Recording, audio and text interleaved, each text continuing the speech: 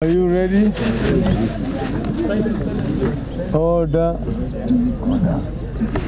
Everybody order. Ladies and gentlemen of the press, we have a very important statement to issue to the nation of Kenya today. This statement is the National Super Alliance Coalition statement on the withdrawal of the candidature of Right Honorable Raila Odinga and His Excellency Stephen Kalonzo Musyoka in the presidential elections scheduled for 26 October 2017.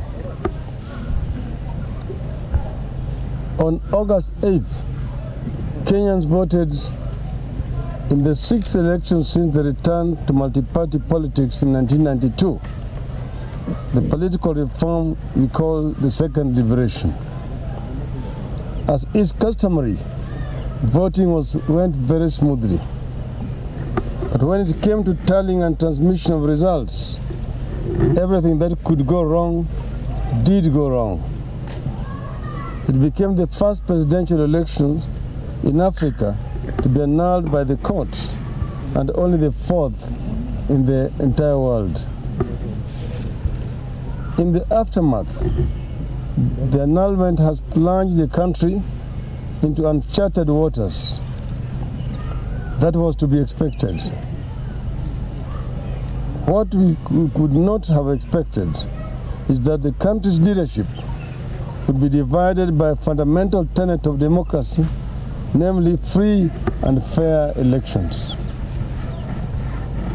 We at NASA have insisted that the fresh election ordered be held to the standard ordered by the Supreme Court, that is, in strict conformity with the Constitution and written law. We have provided a checklist of what we deem to be the reducible minimum changes required to ensure compliance. The validity of the checklist of the requirement for free and fair elections proposed by NASA has not been disputed by anyone, not by the IEBC, not by Jubilee, or other actors and observers. The EU Observer Mission recommendations are in conformity with our irreducible minimum. Remember the 18-point statement issued by the EU mission here. Instead, the case for proceeding with the fresh election on 26th of October without these changes being made on the grounds of time constraints is unacceptable. Jubilee and the other proponents of an election without reforms are saying bora uchaguzi, that is, any election will do. But we in NASA are calling for uchaguzi bora, a credible election. In a constitutional democracy, we should not be debating about a free and fair election or compliance with court orders or accountability for breach of public trust. We should have been working together to ensure that we uphold these values, as they are not only our national values, but are also the foundations of a credible electoral system. Instead, the IEBC has stonewalled meaningful deliberations on the necessary reforms to ensure that the elections of 26th of October are free and fair. It has wasted valuable time engaging in public relations exercises intended to create the illusion of motion without any movement. We have come to the conclusion that there is no intention on the part of the IEBC to undertake any changes to its operations and personnel to ensure that the illegalities and irregularities that led to the invalidation of the 8th August 2017 do not happen again. All indications are that the election scheduled for 26th of October will be worse than the previous one.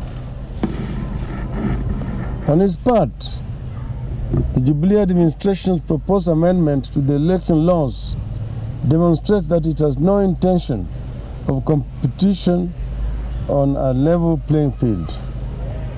The only election Jubilee administration is interested in is one that it must win, even unlawfully. Both Uhuru Kenyatta and his deputy William Ruto have gloated that they have numbers in parliament to amend even the constitution. The Jubilee vice chairman is on record stating that Kenya requires a benevolent dictator and proceeded to exhort Uhuru Kenyatta to exercise dictatorial powers.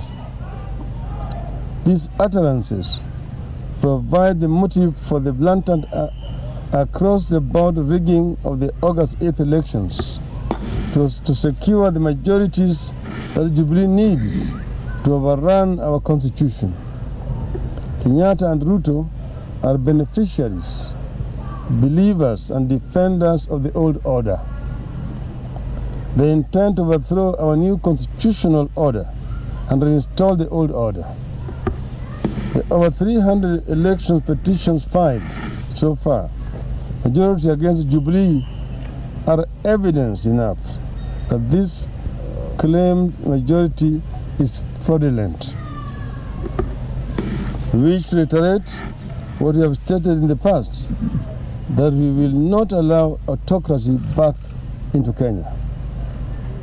It is unfortunate that international actors who have supported Kenyans in their quest for democracy and good governance are now on the side of appeasing dictatorship in the mistaken belief that it will maintain stability. We shall not allow anything to dampen our morale. We want the battle for multi-party democracy. We want the battle for a new constitution. We are going to win the battle for a free and fair election. After deliberating on our position in respect of the upcoming election, considering the interests of the people of Kenya, the region and the world at large, we believe that all will be best served by NASA vacating its presidential candidature in the election scheduled for 26th October this 2017. My colleague, my running mate, Honorable Kalonzo Musyoka, will take over from here.